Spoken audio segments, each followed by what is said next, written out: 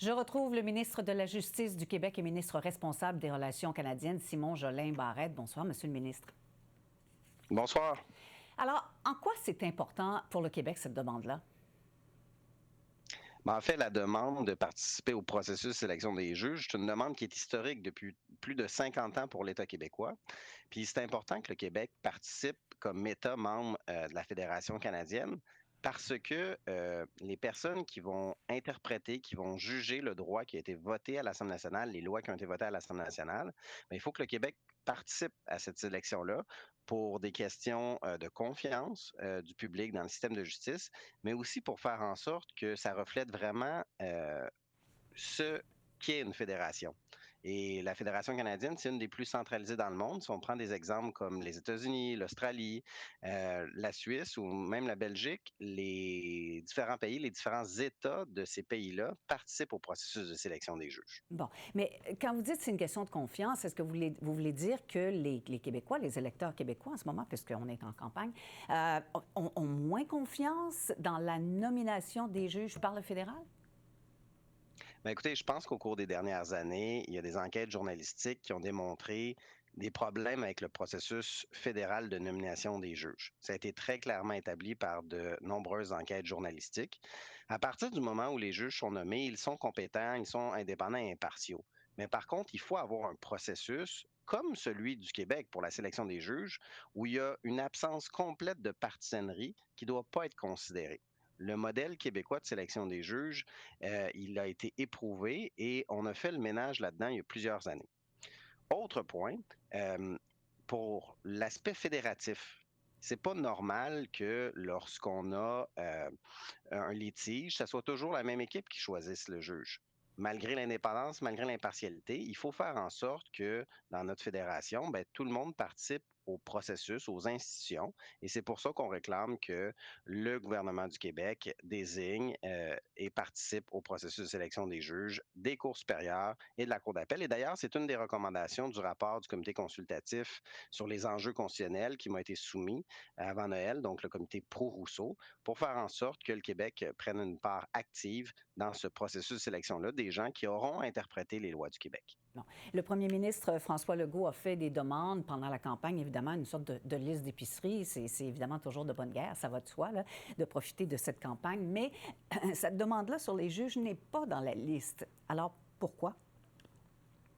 En fait, il faut adopter une résolution constitutionnelle. Donc, j'ai déposé la résolution constitutionnelle à l'Assemblée nationale cette semaine et l'ensemble de l'Assemblée aura à se prononcer au retour de la semaine de circonscription.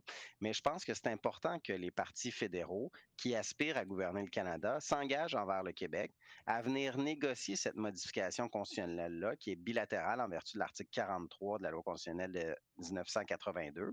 Et cette obligation de négocier-là, ben, je pense que c'est une marque de respect pour les Québécoises et les Québécois, du fait que le Québec devra être part au processus de sélection des juges de nomination fédérale parce que le Québec a des valeurs sociales distinctes, le Québec établit son propre droit et c'est pas normal que lorsqu'on vient nommer des gens qui vont être appelés à trancher une question de constitutionnalité des lois, de validité des lois, qu'il y a un seul partenaire de la Fédération canadienne qui soit celui qui devra les nommer. Donc, c'est un anachronisme qui date de 1867. Ça amène une ultra-centralisation et je pense que ça a été dénoncé par tous les gouvernements du Québec depuis en fait 50 ans. Et nous, on porte le message. On a une nouvelle voie pour arriver à faire avancer les intérêts du Québec au sein de la Fédération canadienne. Et c'est notamment la participation au processus de sélection des juges du Québec. Cela étant dit, les juges des cours supérieures, des cours d'appel sont des juges qui sont compétents, qui sont formés, qui rendent leurs décisions en toute impartialité et on les soutient là-dedans. Par contre, il faut mieux travailler sur le processus de sélection. C'est pas normal que ça appartienne qu'à un seul ordre de gouvernement au sein de notre fédération. Bon, et qu'est-ce que ça améliorerait de façon pratico-pratique? Est-ce que ça pourrait contribuer à diminuer les délais? On dénonce ça régulièrement, les délais interminables dans les différentes cours de justice. Est-ce que ça pourrait aider à régler en partie ce problème-là? Bien, très certainement. Et vous faites bien de le mentionner. Nous, au Québec, on est en attente de nomination de juges depuis 2016 à la Cour supérieure. Il y a des postes qui ont été créés par l'une de mes prédécesseurs, Mme Stéphanie Vallée, qui était ministre du Parti libéral du Québec à l'époque en 2016, suite à l'arrêt Jordan, et ces postes-là n'ont jamais été comblés. Écoutez, ça fait déjà 9 ans. Alors, nous, on a des postes vacants depuis plusieurs années. Les délais dans les nominations ont été extrêmement longs au cours des dernières années et ça a un impact sur les justiciables, le fait que les postes sont non comblés. Or, nous, au Québec, lorsque vient le temps de nommer nos juges à la Cour du Québec ou à la Cour municipale, ben, on les nomme rapidement lorsqu'il y a une vacance ou il y a une retraite annoncée pour pas justement que les citoyens soient pénalisés. Alors, pour nous, c'est très, très clair avec le processus québécois qu'on va être en mesure de y aller rapidement et de donner les ressources nécessaires au système de justice pour que ça soit efficace puis d'avoir une justice humaine.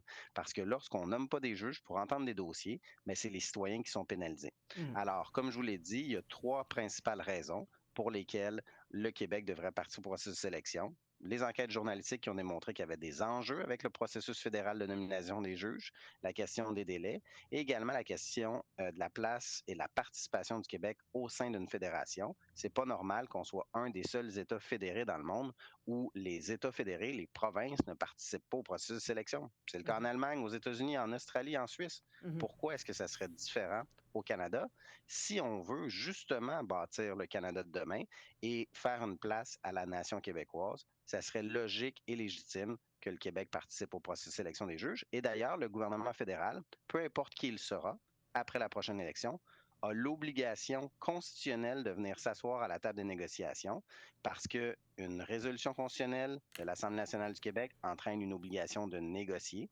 Alors, M. Carney, on voit que sa pensée évolue, démontre plus d'ouverture. Vous avez le sentiment Alors, que sa je les pensée invite. évolue? Vous avez le sentiment que sa pensée évolue parce qu'il a C'est ce déjà qu'on a. dit non en principe. Mais ce que Ben, vous le, entendez, c'est qu'il pourrait changer d'avis?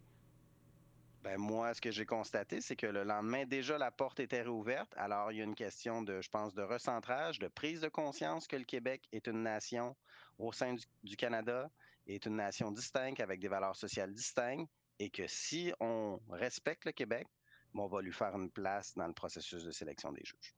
Alors, terminons cette entrevue là-dessus. Merci, Monsieur le ministre, d'avoir répondu à nos questions aujourd'hui. Un grand plaisir. Bonne journée à vous.